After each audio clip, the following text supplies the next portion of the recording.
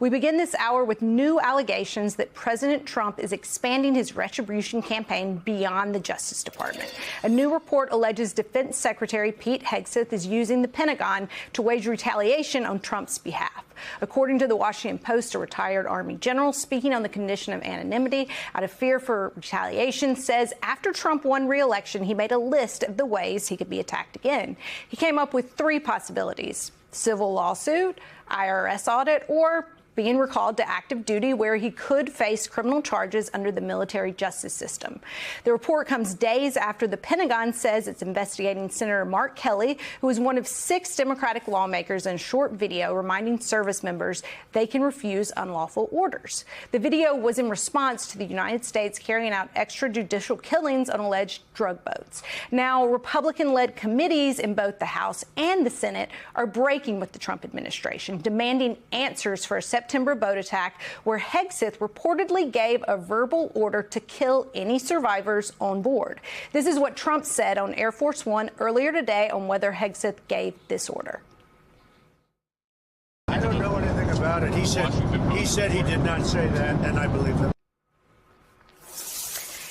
Joining us now is Massachusetts Congressman Seth Moulton. He currently sits on the House Armed Services Committee, served as a Marine Corps officer in Iraq, and is a candidate in his state Senate race.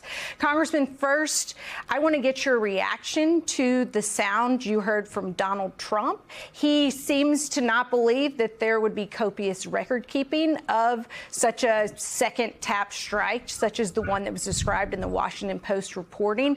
If indeed, Secretary of Defense Pete Hegseth did order a second follow-up strike on survivors of a boat strike, do you think that he should resign from his post? I mean, absolutely. He should have resigned months ago when he shared classified information with his family that could have gotten American pilots killed, something that would have gotten any private under his command thrown into prison. So this is someone who is wholly unqualified to be Secretary of Defense. And now the only debate, if this proves true, if these allegations prove true, now the only debate is just whether or not he's a murderer or a war criminal. That's for the lawyers to decide. Congressman, you're a Marine Corps veteran. If you were to have received these orders, would you have carried out these strikes? No, I would have refused. And that is the duty that is incumbent upon officers in the chain of command.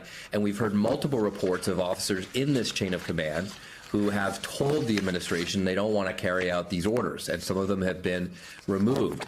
And it's why the message that the lawmaker said in the video, that I've been saying for months now under this administration, is so important, that while responsibility starts at the top, and that's where accountability has to be held as well, it is incumbent upon every officer in the chain of command to remember that the oath that he or she swore was not to Trump, it was to the Constitution and to the laws of the land.